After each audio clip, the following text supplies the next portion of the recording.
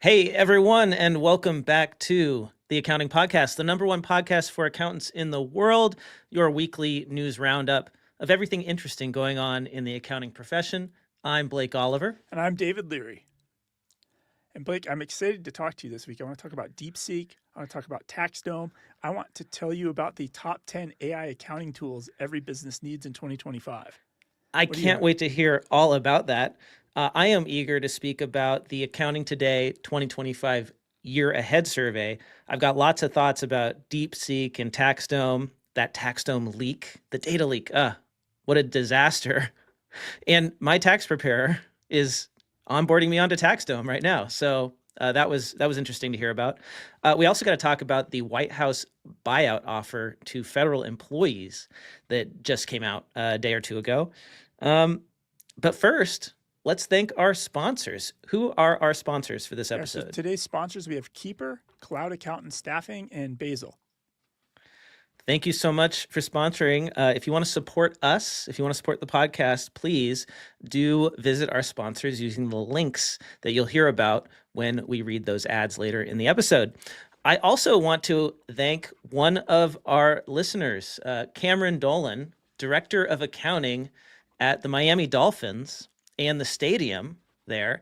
I think it's the Hard Rock Stadium, said on LinkedIn, "How do you stay updated on finance and accounting news? As a busy mom of three, I know how challenging it can be to keep up with current trends. My go-to strategy has been listening to podcasts during my commute. My all-time favorite is the Accounting Podcast. It's an invaluable resource for staying informed and inspired. I'm always looking for new ways and helpful resources to stay on top of things." So thanks, Cameron, for listening. And if you listen to the show and you want to share your love, please post it on LinkedIn. Let other accountants know about the show and tag us so that we see your post. We really appreciate it. And I'll refrain from making any Miami Dolphin jokes, since I did not have a good week with the Bills this week, so I have to refrain. I mean, just as a Bills fan in general, you're not really like in a great spot to make fun of any team, right? In general, we made the playoffs, but the Dolphins, they're longtime arch rival from the 70s. So it is what it is. But yes, also, I'm not in a great place this week. It's been a long week. I'm sorry, David. I guess this is how I know what your mood is going to be. I should really just pay attention to the games, even if I'm not like a fan, just so I know how it's going to go with you. My wife figured it out. This is actually good because she's like, now you're not going to waste time spending money trying to figure out how to go to New Orleans or try to figure out how to take a trip to Buffalo if they win the Super Bowl. Your life's just simpler now. You can go back to like painting mailboxes and doing chores around the house. That's right. It'll be good for the business. I like that. Yeah. Welcome to our live stream viewers. Don't forget, you can subscribe on YouTube. Find us. We are at the Accounting Podcast on YouTube. Hit subscribe and notify, and you'll get a notification when we go live, even on your phone. And you can listen in. You can let us know what you think. Tell us what stories we should be talking about. Give us your opinion. Welcome to Goatman 1776. Newly hired IRS agent here. I'm gone. Oh no, I'm so sorry. We'll talk about that. The hiring freeze. I guess did you get your offer rescinded, or did you get hired and now you're going to take the buyout and get like 7-8 months of salary for no work? That might be kind of nice. Hi, you dig. Welcome to the show. Hi, you dig, or Hig you dig says, would love to hear you guys take on the 199A deduction. Seems crazy to me that AICPA doesn't lobby to have the SSTB limit removed. I have not read up on that, Hig you dig, but I probably should. Maybe next episode. I'm not a tax CPA, so I've tended to stay away from the technical tax discussions. But hey, I've got some good news. I can't say what the name of the show is because we're just doing a pilot episode, but we are working on a tax show for independent tax professionals that would dig into exactly that sort of thing. So hopefully we'll have some episodes for you on the Earmark app soon. Boring Accountant showed up. I was a little scared. I didn't see him in the comments, so I'm so glad Boring Accountant is here. Welcome, Boring Accountant. 3 coffee emojis. I've already had my 3 cups of coffee today, and I've taken my ADHD medication, so I'm ready for the show. Ryan Taylor says, woo, finally made it to a live stream. And Light 'em Up says, can we talk about TaxDome first? I literally just bought that PM, LOL, FUC, and another letter. Well, I guess we should by listener request, okay, we'll talk about TaxDome first. I think that's important because it's an app. It's one that if we work in tax or in outsourced accounting, we have heard of. It is popular. It is growing.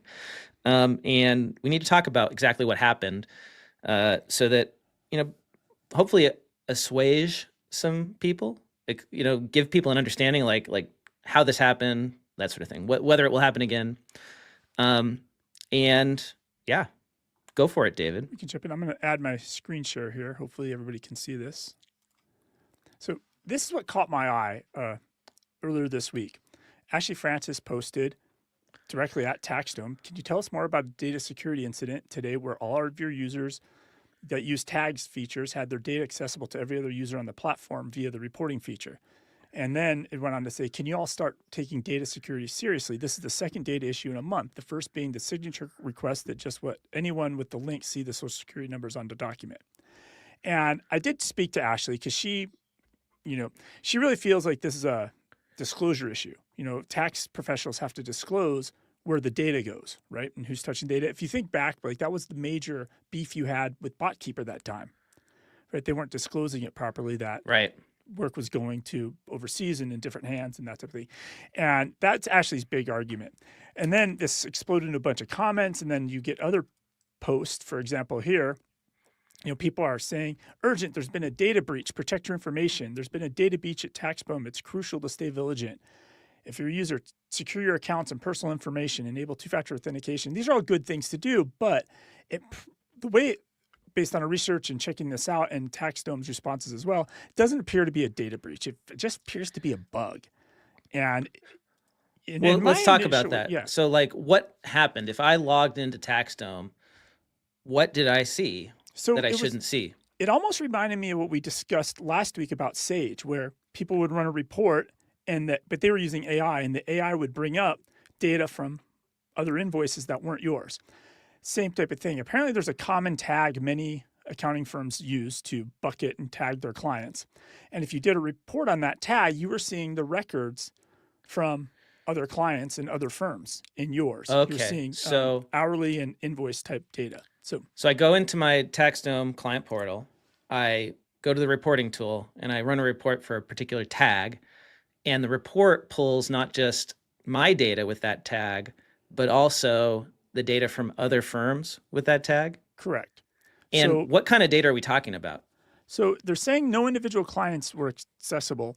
So you could view, no P2, so no information or documents or identifier PII stuff was available. Well, no, it says, let's be specific here, because client details were accessible. Then, there was information that was accessible, but they're saying it wasn't detailed information, documents, or personally identifiable information like social security numbers, financial accounts, client contact details, or client documents. So my question is, what kind of information was visible? Yeah, and apparently it's like it was the invoice and the hours, and like Ashley's argument, and I think this is a lot of the tax professionals' argument, is just the fact that somebody can figure out who a client belongs to, who their accountant is or their tax professional, is sensitive information. Yes. A breach, yeah. Okay, so I run a report and I could see invoice, like here's an invoice number, here's the hours that I invoiced, that somebody else invoiced. Yeah, it's not. So somebody else's screenshot. There's not a screenshot, but so if you think about an app, right? So the app has thousands of firms running it, and they're tracking their own invoices that they're sending to clients, and they're tagging this. And so when they run the report, instead of just seeing the data for your firm, you're seeing any other invoice that's in the database that has that tag. Right? But it was not detailed. But they're saying like it wasn't detailed invoice information, high level. That's correct. So you couldn't like if I think going back to my QuickBooks hat, you're on a report and you can zoom in and zoom in and zoom in and eventually get to the transaction. So you couldn't. You could see it at that summary level, but you couldn't drill down and get into it. You can't actually access the record. It basically was just displayed on a report. But I could figure out using that information what the name of a client of another firm. Possibly, and how many hours were billed to them or something like that. And at the end of the day, you don't want this, right? It's not You want It your makes me data. it would make me very nervous Yeah. if I saw that. And so TaxDome issued a postmortem on this. Essentially, they explained what happened. They talked about that there's no external access. There was not a malicious intent. Essentially, it was a bug. It And wasn't a hack. it was not a hack. So a lot of people got very panicked about this because it's scary, right? You see there's been a data breach and or a data leak, and you might actually think somebody hacked in and stole data. And Right. a lot of times it's just like, oops, it's like very similar to the Sage thing last week. They showed data to people that it didn't belong to. Right. It would And be this like- happened. It happened over a very short amount of time. It was an hour. They're saying it was an hour on Friday morning, and 30 TaxDome users accessed the reporting function during that time, and 11 users spent more than 1 minute using it. So a few dozen users potentially had access to this information for an hour. Correct. Okay. And Well, let's talk about. Do you mind if we talk about like how this happened? yeah, so how this happened is just like Oh, before we do that, here you've got on the screen right there exactly what fields in the time and billing reports were visible. Okay, so this was time and billing data that was tagged.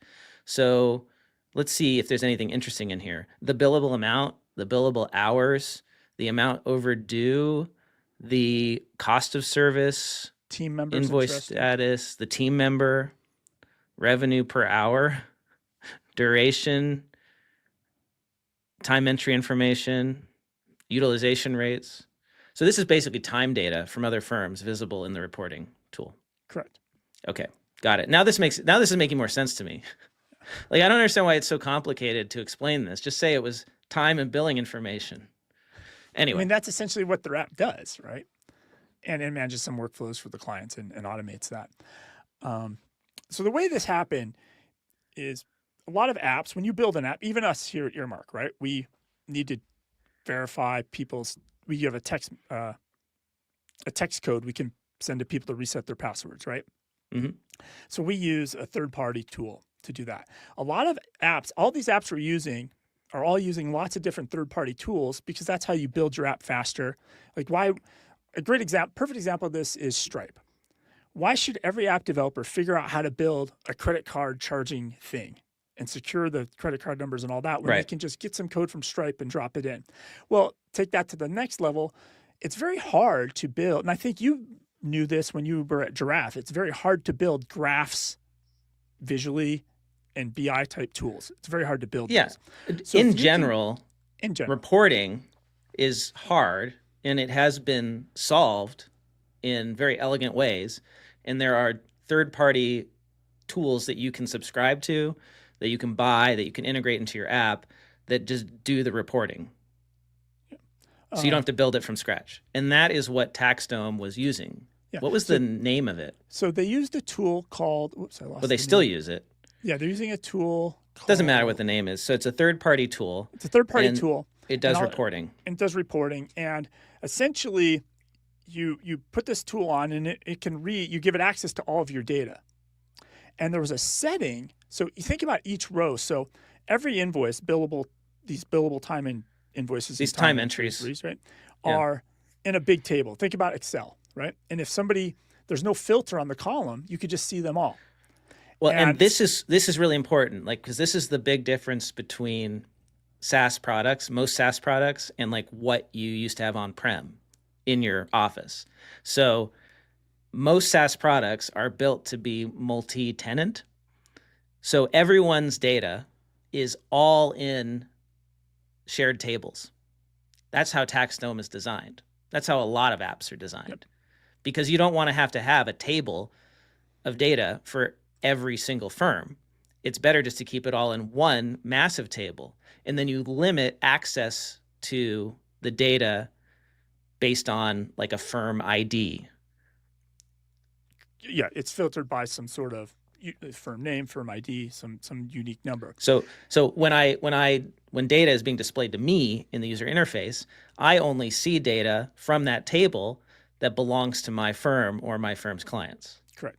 So this third-party reporting app has in their API security settings for row-level security. And basically, if this is flipped on, you only get to see the rows that are tied to your login or your you're allowed to see, right? That are tied to Right. you, the end user. Somehow there was a human error and this got turned off. So the row level security was turned off, and this is why all the records And appeared. then the reporting tool would pull all the rows related to a certain tag, not just the ones filtered for my firm. Exactly. So everybody's used Excel. You have all these rows Yeah. in your Excel. You turn filters at the top, and if you're not careful to only choose the one check mark for the one piece of data, you might get way more rows on your spreadsheet than you wanted. And that's kind of the same thing that's happening here. It's Right. definitely a human error. There's some arguments going on whether or not this is a regulatory reporting event. So TaxDome is saying that it does not meet the regulatory thresholds for reporting under the following frameworks. FTC safeguards rule, no personally identifiable information. PIFI was subject to unauthorized acquisition, so no FTC reporting is required. But I think the tax professionals, and those of you that are in the live stream, please chime in on this. I think this is the big argument that's happening, as I think a lot of tax professionals feel like, yes, this should be, it does break the rule, the safeguard rule. And they should have to report it. Report it. Well, thanks for walking me through that, David. Now this makes a lot more sense to me. And I'm trying to think like, I mean, better QA, quality assurance, testing your code before you release it into production is probably the way to solve this in the future. Is right. If you're changing something about your reporting tool, go run reports and make sure that like this isn't happening. If somebody had just like tested it first. And they intend to do, steps to prevent in the future, more rigorously code reviews and testing and things like that. And you're always going to say that. So the thing is, like, if I step back and kind of look at this on the whole, right? Because you can see this in some of the comments. First off, let's just be very clear. This was not a hack. It appears to be a bug. But a lot of the vibe was, of course this happened. It's almost like TaxDome users were expecting it to happen. Well, why? That I'm not fully sure on. I feel like TaxDome has a reputation problem, either good or bad, correct or incorrect. It exists. And you can tell that when people put things in the comments that says they're beyond shady, that's concerning. I've seen some shady apps in my day, going through I've seen apps that sent cease and desist letters to every other app on the App Store because they had like a picker to choose a company or something off a menu on a table, right? So I've seen some shady stuff from companies, but a lot of people are just not. The fact that they were expecting this to happen or not surprised is what I find very interesting. So that's what I mean. It's a reputation problem. I poked around and I didn't see anything that was, alerting to me, because I've seen this in other places where people obfuscate what they do, and then you go into the terms of service and you're like, oh, they're using QuickBooks. That's a little tricky and shady. I don't really see that that's an issue. Now they do disclose all their sub-processors. Like I said, like apps use lots of third parties to build their stuff. They disclose all of them. Hold on, they got a chat bubble. Well, the issue here wasn't the fact that they used a third-party tool. It's the fact that it wasn't configured properly and that nobody caught it before they made a change. It flat out, it was just a bug. Correct. But I feel like a lot of people. But bugs like this shouldn't happen. It's a pretty major one. Right, and it's a fundamental like risk when you have everyone's data in like a shared table. You need to make sure that you're only showing people the data that they own. And I think that's the vibe, is people feel like TaxDome adds lots of features and they're slow at addressing bugs in general, and that's where this reputation comes from. And so people were not surprised that this happened.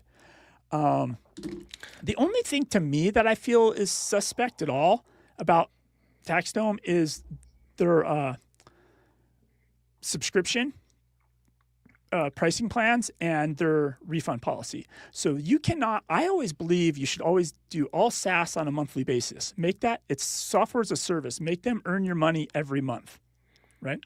They require a 1-year contract, 2-year contract, or 3-year subscription. That's it. And they have a 0 refunds or 0 credits policy, which I've seen some folks call out in reviews. So they're getting these huge commitments from firms. And then if anything goes wrong, you can't get your money back.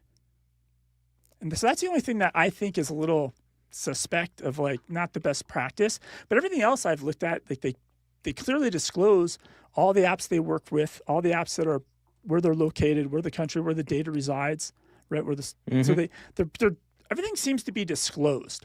So when people say beyond shady, like I question that. I'm like, I don't know what that really means, but because the only thing that I think is questionable is this locking people in these 3-year contracts. And then, so if anybody who got yesterday was mad, or when this breach happened, or anybody who's mad today and wants to stop using TaxDome, you're not getting your money back, right? And that I think is not the best policy to do that. Well, I think that is a great way to end that segment, and I'm going to thank our first sponsor for this episode, Keeper. By combining client communications, file review, reporting, and task management, Keeper has everything you need to run your bookkeeping or CAS practice. Keeper is an all-in-one app that allows you, your team, and your clients to easily collaborate and make your monthly close as efficient as possible. Starting with a beautiful custom-branded client portal optimized for bookkeeping work, your client can answer questions you have about uncategorized transactions, allowing you to categorize and automatically post them to QuickBooks Online correctly, all without ever leaving Keeper. Keeper's month-end file review feature will surface transactions that may not be posted correctly. And with Keeper's customized reports, you'll be able to increase the value that your firm provides clients by giving them reports they'll actually read. Keeper's built-in task management ensures nothing falls through the cracks, and it includes time tracking so you can see where your team spends their time. Keeper can also help you smooth out your 1099 season by tracking and requesting needed W-9 forms from vendors. Keeper has a very affordable and clear pricing model that starts at only $8 a month. To learn more about why thousands of bookkeepers and accountants trust Keeper to manage their month-end close and to get 20% off your first 3 months, head over to accountingpodcast.promo/Keeper. Okay. Let's talk about the White House buyout offer. And our listener, Goatman1776, said, in response to my question, got the buyout email yesterday. Nobody knows if it's legit. Fork in the Road email, which is the title of this email, was the same email sent to Twitter staff, and they didn't get severance. People are very concerned. So, Blake, could you clarify, was this buyout email only sent out to IRS or to lots of government agencies? Apparently, this email was sent out to like every federal employee. Every federal employee got this. Yeah, like millions of them, over 2 million, I believe. Not military, not postal service. There's certain groups that are exempt from this that are not being offered. That might have guns. They don't want to get riled up. I get it. So you can read the email on opm.gov/fork, and it's pretty simple. Basically, employees, all they have to do is send an email to hr@opm.gov from their government account and type the word resign into the subject line of the email and hit send. And that is your acceptance. That indicates your acceptance of this offer. And so, what is the offer? Basically, if you do that by February 6th, and this includes, I want to say, IRS employees, right? That's the tie-in here to tax season and accounting is if you work at the IRS and you want to take this buyout offer, you just got to do that by February 6th. You will get 7 to 8 months full pay and benefits. It's through September 30th. There's limits on how much the federal government can pay employees for buyouts, but the administration has figured out a workaround. They're just going to put everybody who takes this offer on paid administrative leave for 7 to 8 months. So it's effectively the same thing. So you don't have to come to the office. You don't have to work. You're on paid administrative leave until September 30th. And then after that, you are unemployed. Now, if you don't accept the offer, you've got to expect to return to the office 5 days a week, because that is something the administration has said they're going to do for all federal employees. And the White House expects 5 to 10% of federal workers to accept this buyout offer. So the question is, what does this mean for the IRS? Well, the IRS has had its hiring frozen since January when the administration froze all federal hiring, and they have a natural 8.5% attrition rate. That's an average over the last 3 years. So take 8.5%, and then maybe all of those people are going to just take the buyout anyway, but I would expect that some people who weren't going to leave will now leave. So how much could it be? Well, let's say it's another 10% at the IRS on top of the 8.5% that we're already going to leave. Now you're talking you're edging towards 20% of the IRS workforce. And I mean, it could be more than 10%. Somebody on Twitter was saying in response to this, hey, the IRS isn't the best place to work at right now. Maybe more will take it. And if you know what you're doing in tax, you can get a job. So, so what does this mean for the IRS? It means we're going to have a lot fewer people, probably. I mean, my gut's saying 10% or more of the IRS workforce will resign, take this buyout. So what is going to happen? You're going to have longer wait times, slower processing, just like in COVID. Remember those good times? And then depending on, what side of the fence you're on, reduced audits, which, that might be good in your opinion, or it might not be good. But that's the buyout. That's what's going on. See something from Trump in the last week and a half here or so where he suggested that the 80,000 new IRS agents, they can get jobs, but they're going to have to work the border instead. Yeah. Is that... I'm going to take that as one of those statements that is a joke and not going to become policy. But yeah, it would be pretty funny if they took the armed IRS agents and sent them to the border and made them do border enforcement, wouldn't it? Oh, man. Yeah, Juventino says that everyone got the email. Boring Accountant says, nice. After you resign, reapply with a hiring bonus. Tino says, I've been fielding questions all morning long with our management team from our staff. That's not necessarily true. We need to be careful with misinformation, still trying to digest everything. Well, yeah, I guess, the email went out, but as we saw with Twitter, not every employee did get a buyout. So if you reply to that email and you say resign, maybe you'll just get fired. Who knows what will really happen, right? So it's a good point, Tino. And then just to make sure I read the comments, the subject line was exactly what they sent out for Twitter. Same email subject line that the Twitter employees got when Elon Musk did the same thing. So this is clearly a Doge move here. And it'll probably be very effective. It's a great way, actually, if you want to reduce the size of the federal government, is a great way to do it. And if people take it voluntarily, it's kind of hard for anyone else to complain, right? And it will save us a lot of money. And if you think about it, how many people working in the government are there who probably don't want to be there and aren't productive and aren't doing anything and are just dead weight? And we'd be better off if they just took a buyout and went somewhere else where they'd be happy. Yeah, if you're burnt out and you're just mailing it in anyways, you're not really working hard. Oh. I could see, this is an easy way to start to trim. I could see it.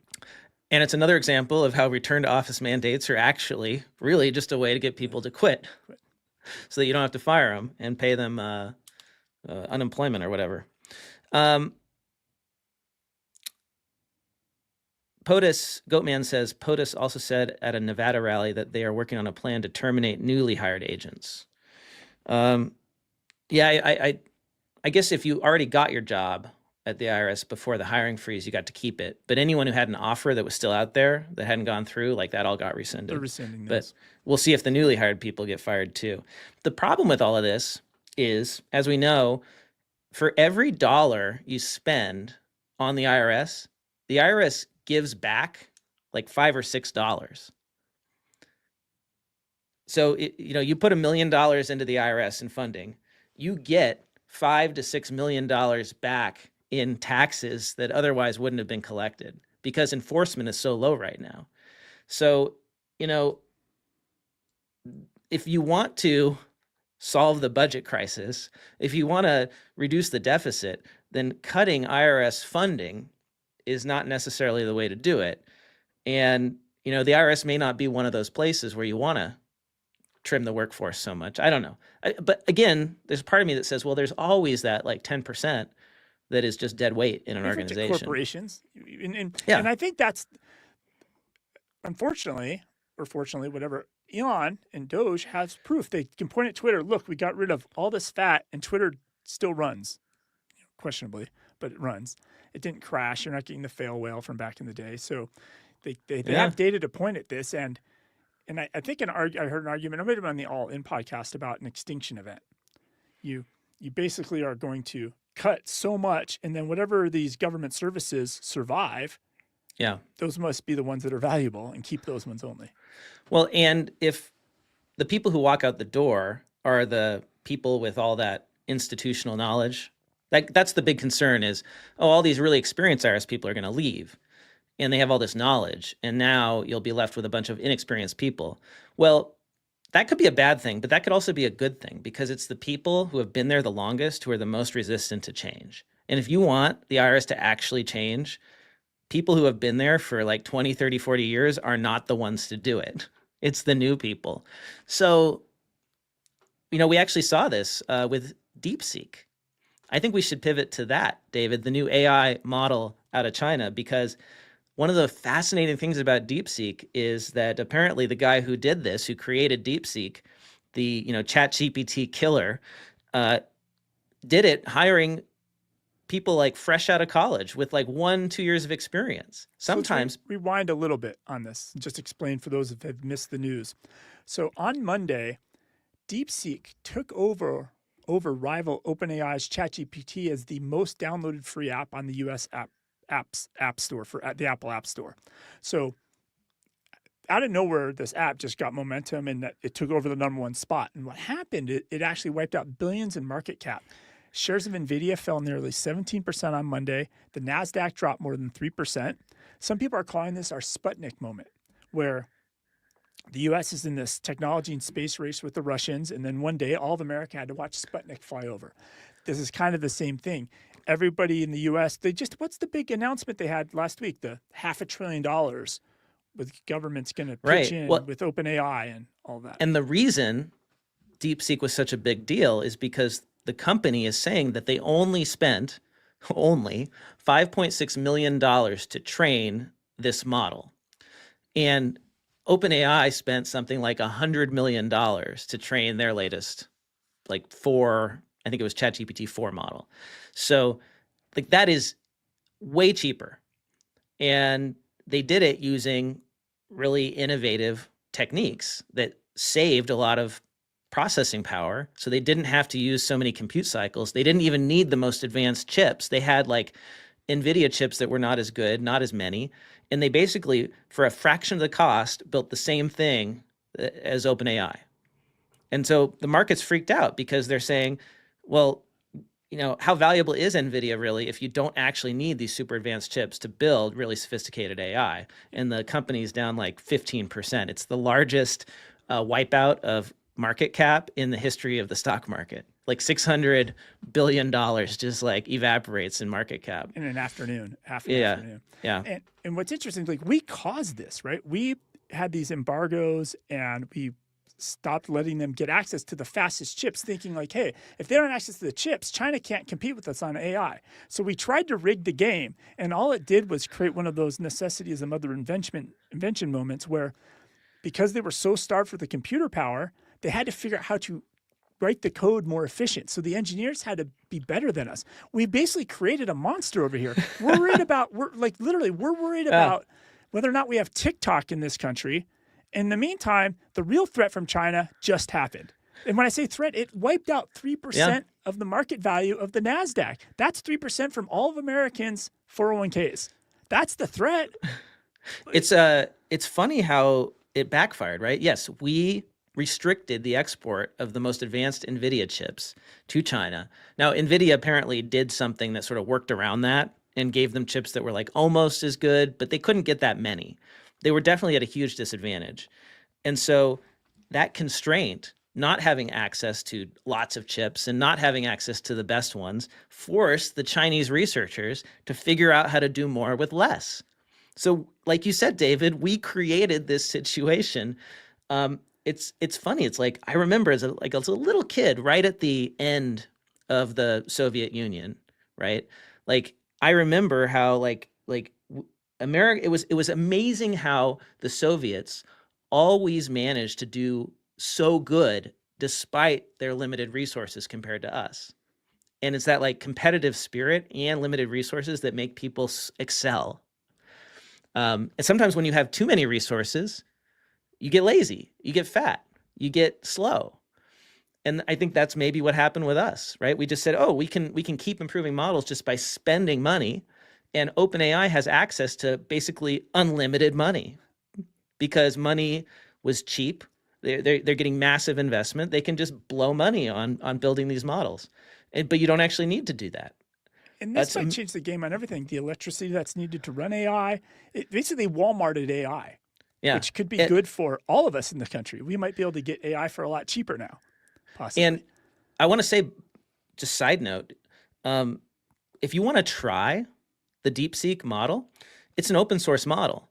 And you can actually try it via perplexity.ai. So I went into my perplexity.ai account. I don't know if this is available to all subscribers, but I'm on the pro account. Like I pay $20 a month. And when I went in the other day, yesterday, I think it was, I saw that I could toggle in a dropdown. I could toggle to use the new DeepSeek R1 open source model. Now it's not in China. It's a version. It's a clone of that model hosted in the US. And its reasoning is incredible because Perplexity actually shows you the reasoning steps that it goes through. And just looking at O1's reasoning in ChatGPT, the reasoning flow versus R1 seems to be doing a lot more reasoning. And that's how it is so good, even though the model is smaller. I don't know if it's actually smaller, but there's something about like the way that they train these models is they didn't have to train it as long because of the way that it reasons. So it like divides up tasks. Oh, here's the analogy I heard. That's good. So OpenAI O1, it's like having access to a librarian who's read every book. So you go to that librarian and you ask a question, and the librarian goes into, her knowledge and gets you the answer. Well, the R1 model was not trained that way. You go and you ask the librarian, and then she goes and like looks up the answer using reasoning. And then they've developed specialist agents that know certain topics. So it farms out the work to smaller models, if that makes sense, rather than having one big model. I think, I could be completely wrong, and this might be engineering folklore, but I think in a weird way, that's kind of how Google attacks search. Because to some extent, the Google search box is almost instantaneous. And so instead of having Google search for everything based on the words you start typing in, like they would set up servers for just R and server for S. And so it would route that traffic, and it would only have to search within its constraint, and that made everything faster, right? This could be engineering folklore, and I might not know what I'm talking about at all, and people can cancel me for this. But to my understanding, you divide up the load, so you don't have to have one thing try to search everything, and you just be really smart. Yeah. That is, yeah. We may not be using the correct technical terminology, but essentially that's what seems to have happened here. Is that DeepSeek figured out how to divide up the job into smaller experts. And if it's smaller, you could have weaker processes do the work. Exactly. Martin brings up a good point in the live stream. Good to know that development cost figure is coming from a Chinese company. Trusting them has always worked out so well. So Martin, I'm really glad you brought this up because I had the same thought. When I saw the market crash, well, it didn't crash, dip. When I saw the market dip, I thought, where is this information coming from? And there is no independent third-party verification of any of this financial information. It's in the research report that came out from this company, but nobody has verified it. So think about that. A figure that is not independently verified, not audited, caused the market to dip how much, David? Like the entire 3%, index? 3%. Yeah. I mean, and so if you were like a short seller and you wanted to profit off of this stuff, well, what would you do? You'd take a bunch of short positions, issue the report, and then close them out, make a lot of money really fast. Like there's something, there's a problem there. And I think I saw a comment that regardless of the specific number, so let's say the Chinese government subsidized some of this, and put some money in and they're not reporting that. Just the way it's done, it still was probably cheaper than any of the AI models we built. And not the bigger thing for me is it's not so much the building of it. Like, yes, things cost money to build, it's the running. So if you can, and I'll post a link in our show notes. I don't want to put it in the stream because we'll lose everybody that's watching us to go watch this YouTube video. But there's a guy in his garage just running it on his PC. He has a PC, he's just running it. He downloaded the open source and he's running it on a PC in his garage. Yes, he has an Nvidia graphics card, but essentially, you can run this on your own machine in your garage. That's where it's at. And you couldn't do that with some of these other models, not the same level. I'm curious exactly what the cost difference is on the ongoing use, because that could have significant implications for businesses that are relying on AI like ours now.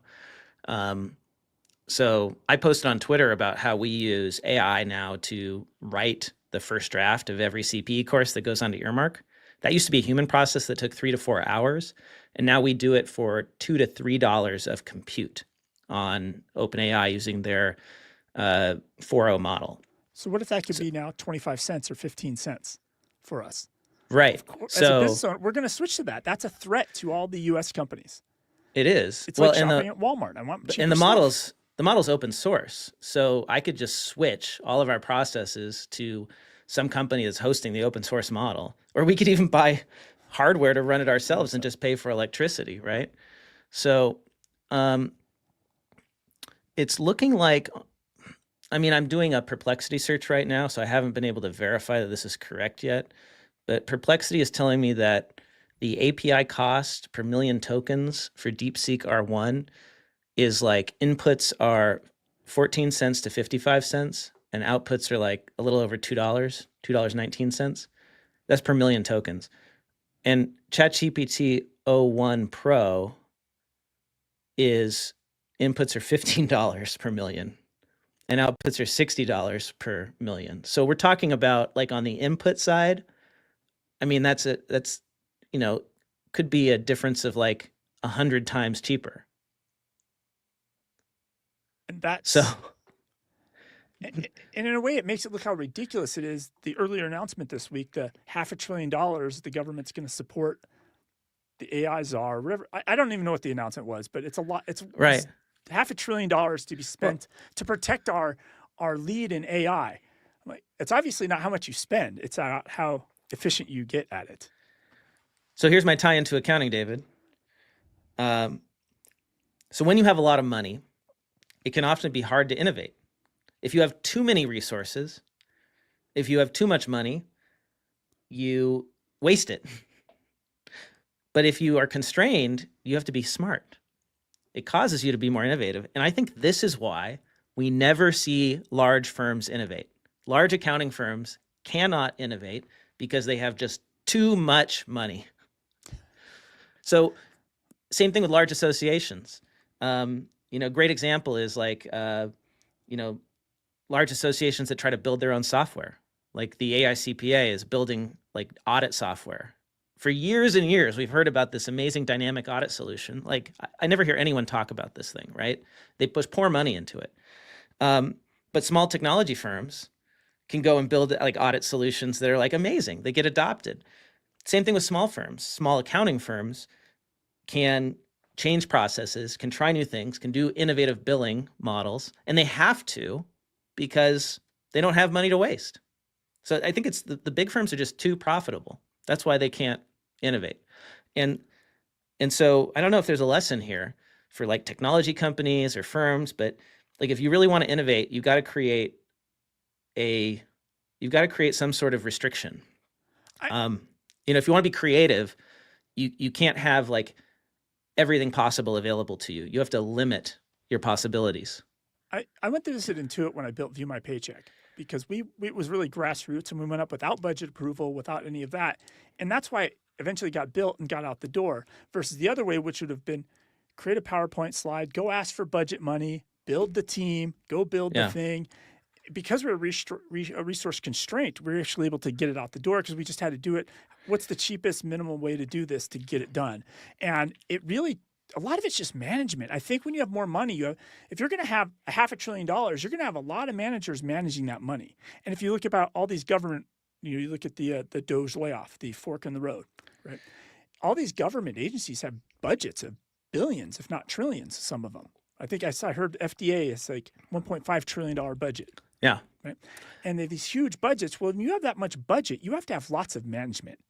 And management really gets in the way of actual innovation at the end of the day. So here's my idea for how we can fix government, specifically the IRS, using what we just talked about. And that is, instead of trying to change the existing IRS, we actually do something similar to what Donald Trump has proposed. President Trump has proposed creating a new revenue service. He calls it the External Revenue Service that would collect tariffs and all that sort of thing. But I think we should think bigger than that. We should create a new revenue service that is completely separate from the existing IRS. And that is where you put the innovative people who want to actually build the systems and the processes to handle revenue for this country in a way that is fair, efficient, effective, not painful, easy for tax pros to work with. You could do this with a few thousand people, maybe even a few hundred people to start, if you have the right tech.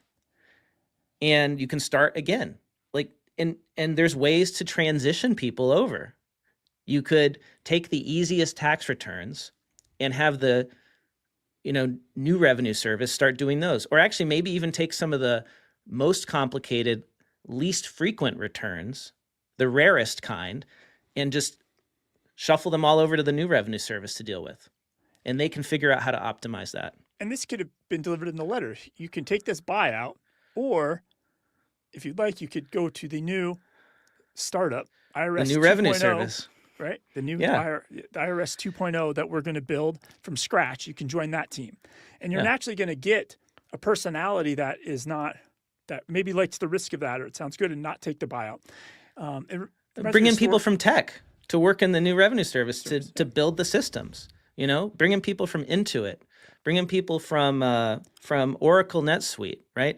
Bring in people from all these different apps in this ecosystem that know how money moves. Bring in fintech people, and bring in, of course, tax experts and existing IRS people, and combine them all together, the best of the best. And you could build a new IRS that needs 20%, 10% of the people that an IRS needs now, because you're using technology to process all this information. I mean, people are literally still sitting in the IRS keying in information from paper tax returns. This does not need to happen. And it's insane that it's still happening. And if you start from scratch, you could just eliminate that from the get-go.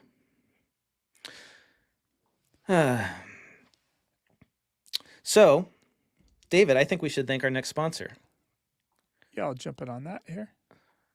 It is going to be Cloud Accountant Staffing. And I'll read it if you want to add the banner here. If you need help, check out Cloud Accountant Staffing. So in case you've missed the last 100 or so episodes, Blake and I have been discussing almost weekly that there's an accountant's labor shortage. Regardless of the root cause, the problem is real. My social media feeds are full of firms attempting to fill open positions on their teams, but how can anybody increase their staff size if there's a labor shortage? How do you actually hire people? That's where Cloud Accounting Staffing comes in. They'll help you hire a full-time team members for your firm that reside in the Philippines. How much would your firm change, or for that matter, your life, if you could add 40, 80, 120 hours of capacity to your firm in 2025?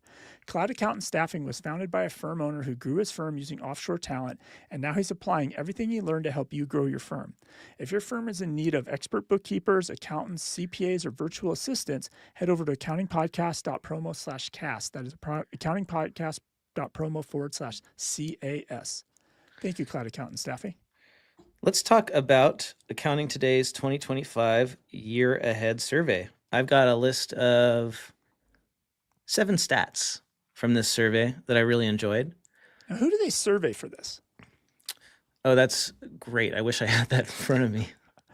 Let's see. They surveyed. I have to open the full report.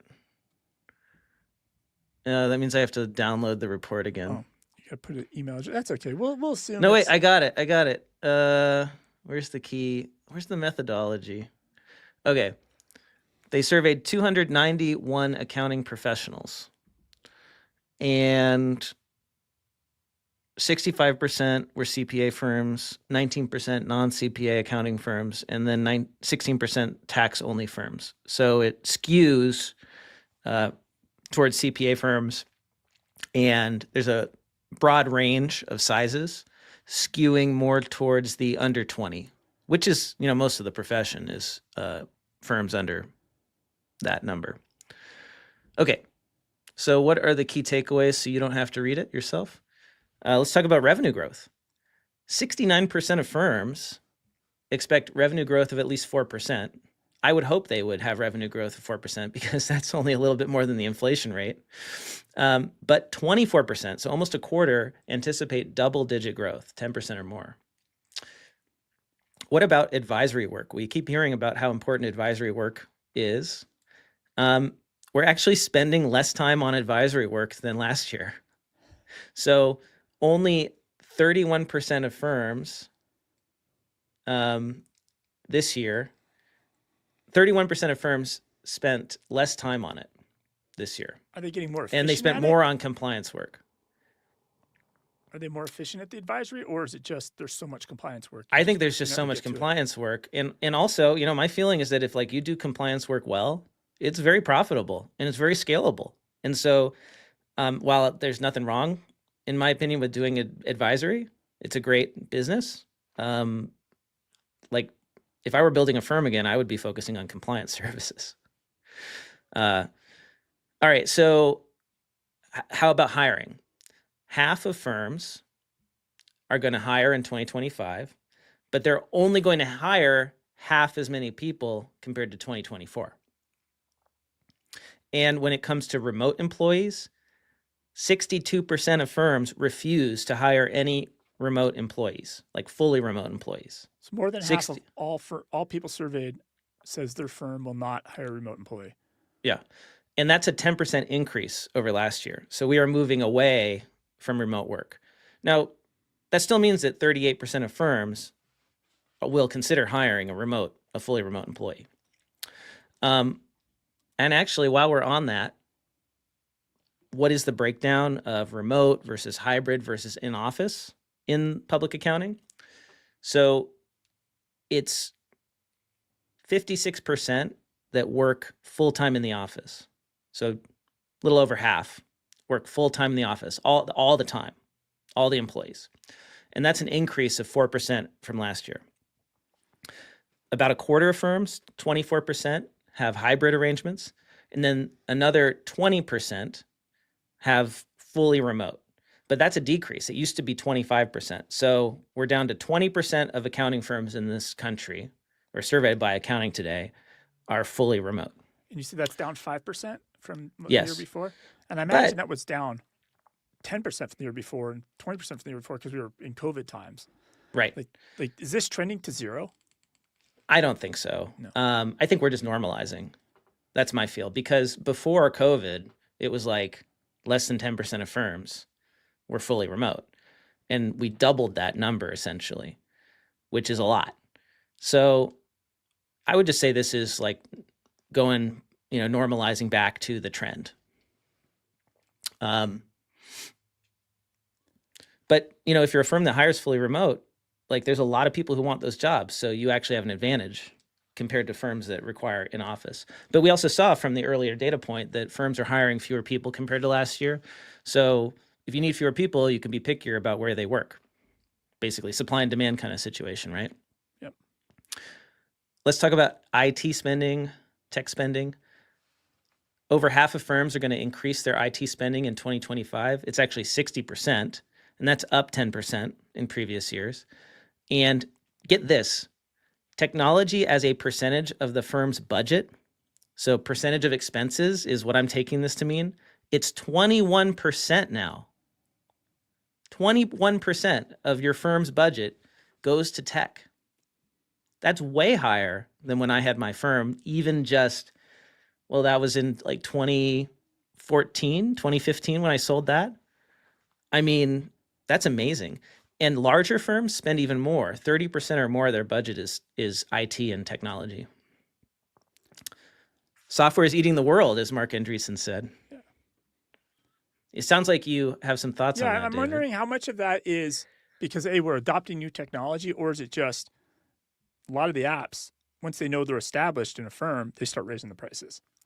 Maybe it's a mix of both. Price inflation. Yeah. Well, you would think though that like if like you've always said, David, whenever QuickBooks raises its prices, that should be your trigger to raise your prices in your firm. So then if your prices are going up along with the tech spend, you would expect it to stay a similar ratio, a similar proportion. But it's actually growing. And that to me indicates that firms are figuring out how to do more work with tech and less with people. And yeah, so like it's flipping from cost of labor to software subscriptions. And that's great for the accounting technology industry. And it helps to solve the talent crisis. How else are firms going to keep up? If they can't hire people, they're going to buy software to do the work faster. They finally figured out how to do it with tech. Yeah, that promise of replacing bodies.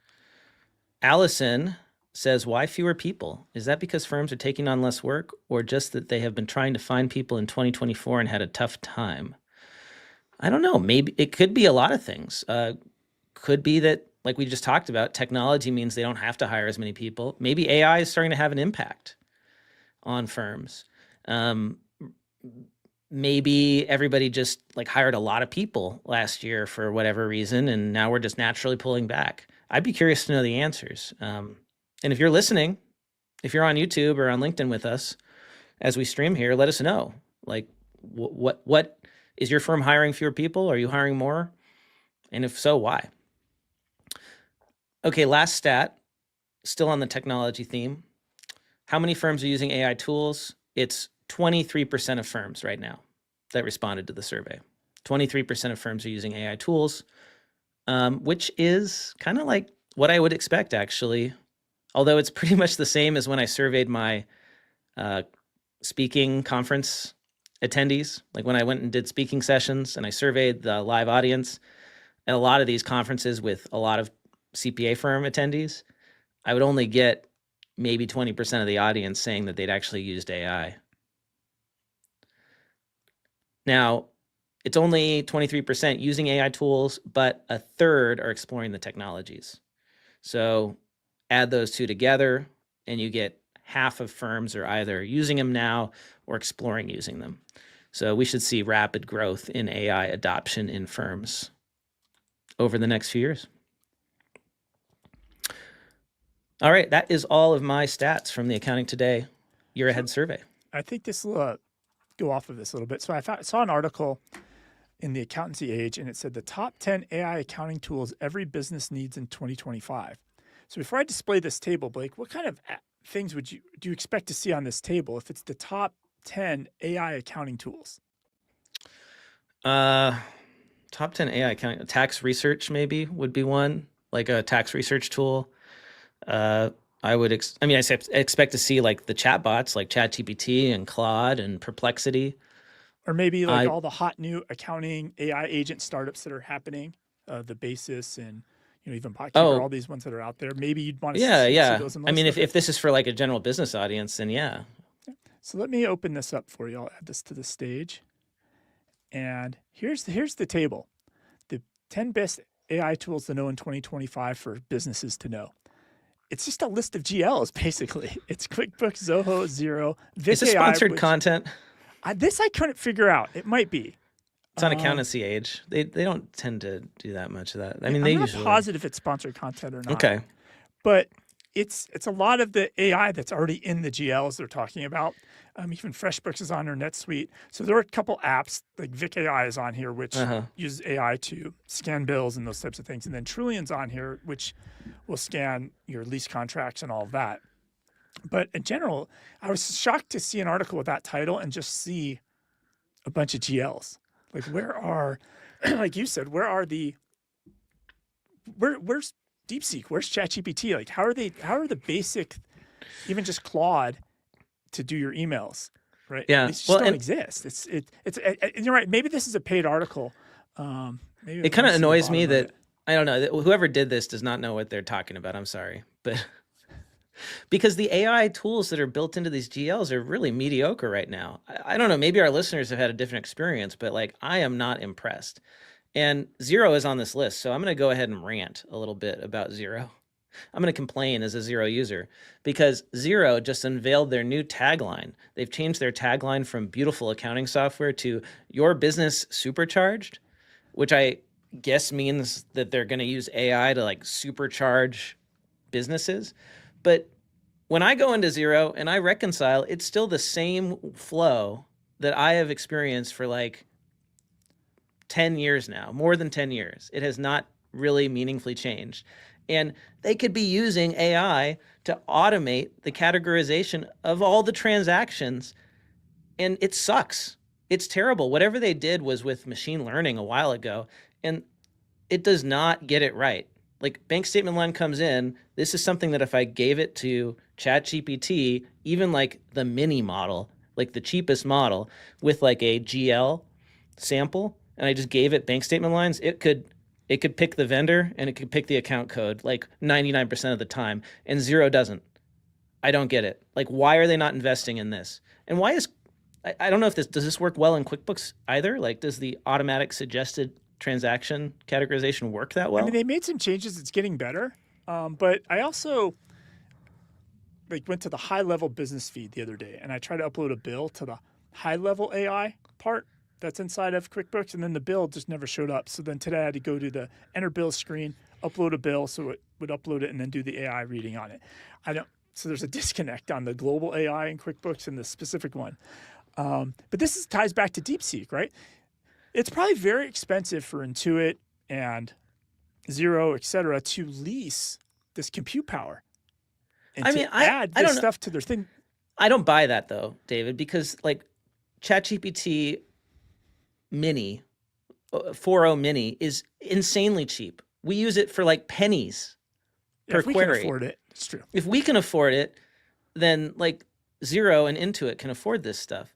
And I mean, it's really as simple as just like you run a prompt and you can, if any product people are listening, I'm happy to explain how to do this for you is you periodically you save like a copy of the GL, you send that over to like an AI agent that's dedicated to that company file. Okay. And so it has like the last, I don't know, X months, years, maybe the whole thing of GL data for that bank account, or maybe even the whole company. Just give it the whole GL, right? Maybe you can do that. And it has that in its knowledge. And then you just run a prompt for every single transaction that comes through on the bank feed as to like, okay, based on this data that we got through from the bank feed, what should the vendor be? And what should the chart of account be? Look at the GL to figure it out. These mini models can do this with insane accuracy.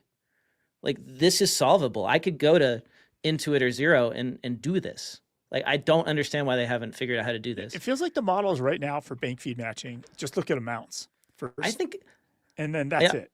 Because it's easy to match it's just amounts. Because and then that's why it'll suggest the wrong one. So like it'll suggest one that you haven't matched yet that's 4 weeks away. And like, well, obviously that's not it. It's this one. It says Starbucks. Like this is the one. But you know why I think it is? I think it's that all the product people, like Boring Accountant here says in the chat, that they're not focused on solving these user experience issues because this is not the sexy new feature that brings in a bunch of users that marketing and sales can use to sell the software.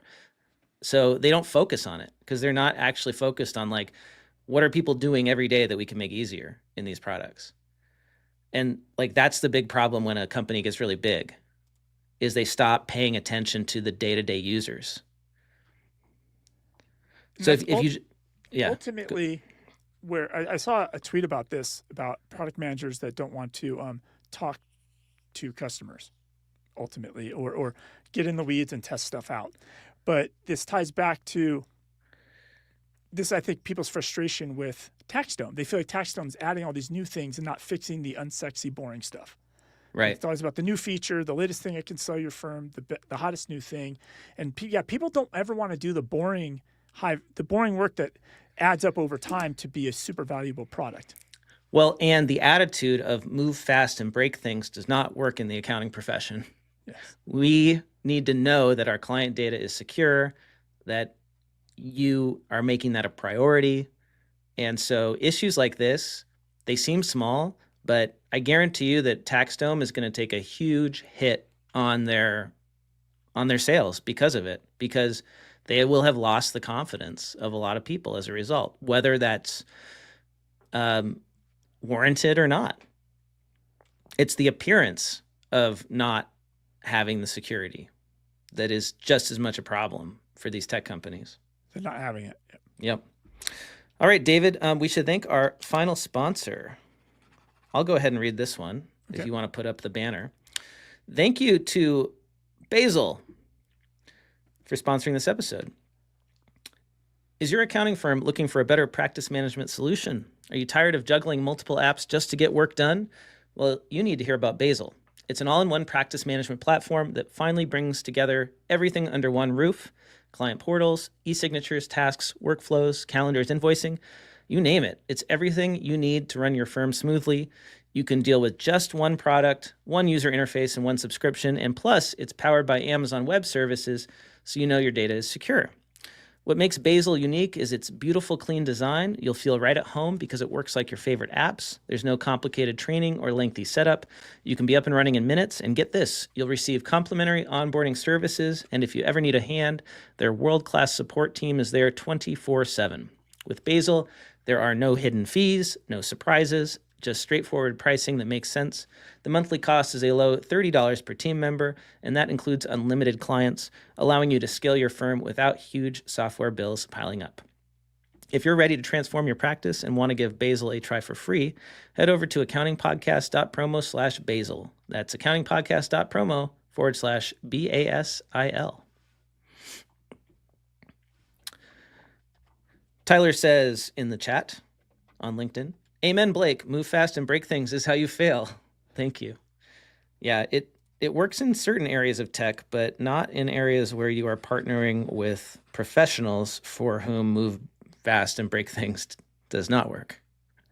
And I think this applies to firms, right? I think firms like to put in reinvent, tear down the walls, rebuild type huge initiatives. And a lot of times it's just like polish the stone, just fix these little things along the way, and they'll all add up to a big change eventually. But you're right, it's not sexy, it's not exciting. And so these small things just keep getting worse. And the next thing you know, you have tons of pebbles that are just hitting you like a big, huge stone now. Right? Firms, nobody wants to fix the broken stuff. Right. It takes me 1 second or 2 seconds or 3 seconds to code that transaction. But that adds up day after day. And it just feels pointless because I know that it could be automated. So it feels worse now. There's a part of me that just wants to like build a browser plugin that does this, right? That just looks at zero. I mean, maybe we'll get that with ChatGPT's tasks feature or the Claude computer use is, I'll be able to say, just go into my GL, go into my accounting software every day and categorize all the transactions you know how to categorize and leave notes on stuff that you're not sure about. I mean, and look what I did yesterday and the day before. Yeah. So if these software companies don't move fast enough, I guess eventually we will just get these like agents that can access a web browser and that can do this stuff for us. And that's going to be the solution if they don't move. But I think it would be better if they did it. It would certainly be, more secure and easier to set up and use. I don't know, maybe Hector will do this with Right Tool or something. Hector Garcia.